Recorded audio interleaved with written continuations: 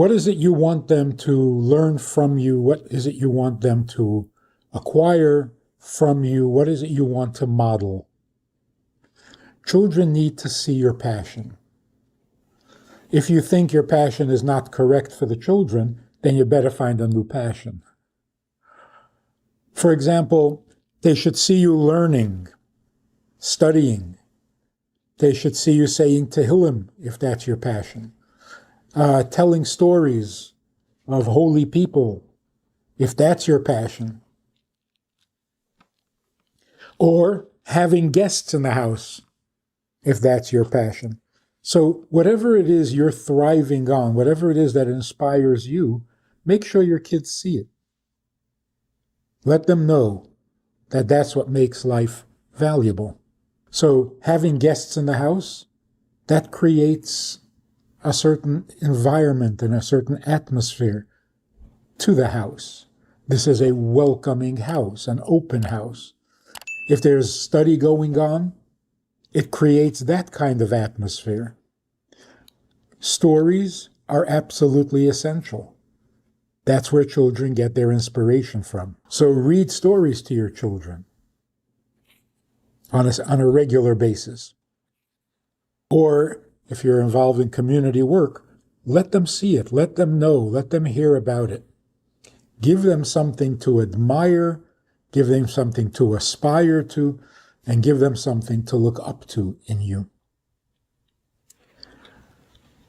Another thing about the house. There are 3 qualities that make a home and make a relationship a relationship. And this children should see. They should see the kindness and the generosity that you have for each other. And generosity means not only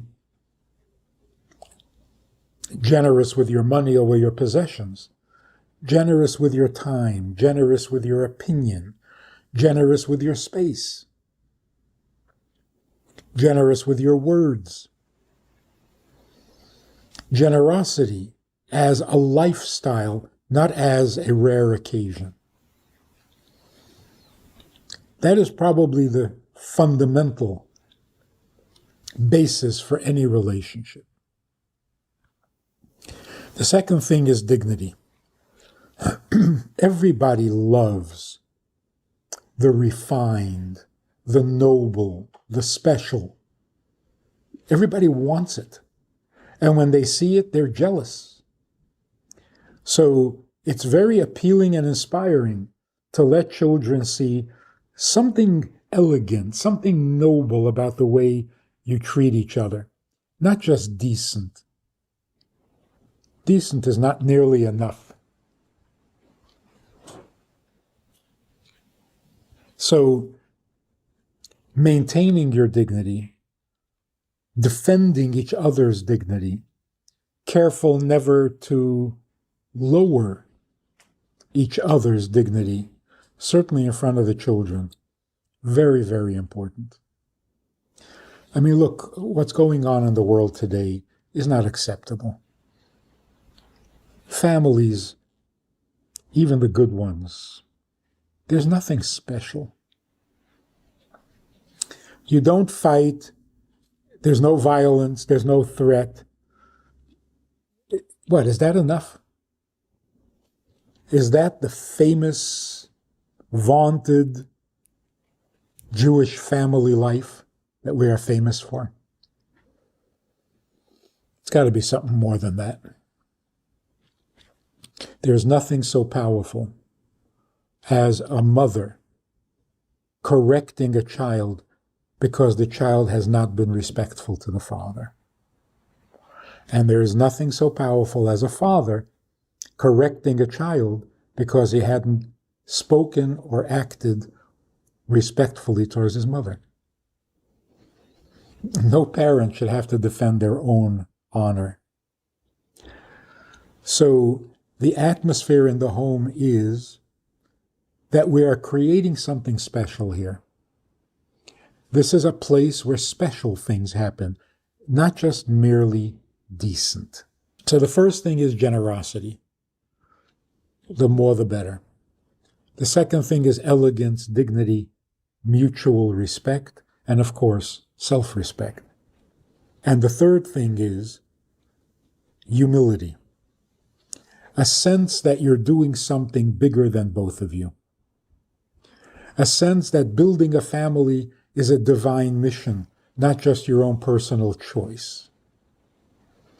And that the marriage itself is a divine arrangement, not your personal choice. That kind of awareness, that kind of sanctity to the marriage, we're engaged in something divine. And it doesn't take much of an imagination to appreciate. Getting married and starting a family. Not only is it divinely ordained, this is the next link in an awesome chain. You received life from your parents, who received life from their parents, and so on, all the way back to Adam and Eve.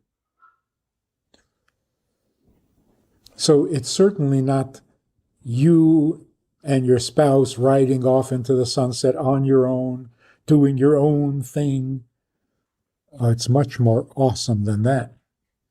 So it should be treated with a certain amount of sanctity. You don't mess with a marriage. It affects all the generations past, and it will affect all the generations to come. So of course you tread carefully. Those are the behavioral suggestions for creating a home out of a house, creating a family out of individuals, and creating a couple out of man and woman. If you enjoyed this conversation or this topic, and you're looking for more information, or you want to hear it again from another angle, there's a way to do that. And that is in this book. It's all there. Order it from Amazon. You can read it, reread it, and share it.